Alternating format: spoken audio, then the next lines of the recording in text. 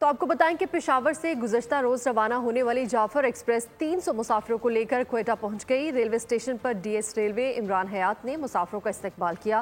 ان کا کہنا تھا کہ کوئٹہ سے کل 2 ٹرینز روانہ ہوں گی۔ بتایا کہ کوئٹہ سے جیکب آباد تک سیکیورٹی کے مؤثر انتظامات کیے گئے ہیں۔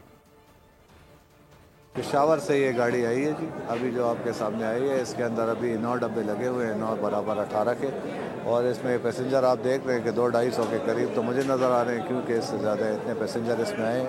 سیکیورٹی کی ہم نے پورے ماشاءاللہ ایک اوور آل ریویو کیا ہے سارے علاقے کا، یہاں سے لے کے جیکب آباد تک، جس کے اندر بولان بھی انکلوسیو ہے، اور ہماری انشاءاللہ فول پروف سیکیورٹی۔ آج جو گاڑی یہاں سے صبح گئی ہے وہ بھی 9 لے کے گئی ہے، 9 ڈبے، اور اس کے اندر بھی پیسنجر 400 کے قریب تھے۔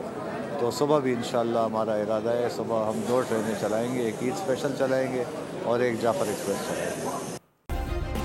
سبسکرائب کریں اور بیل دبائیں تاکہ کوئی خبر رہ نہ جائے۔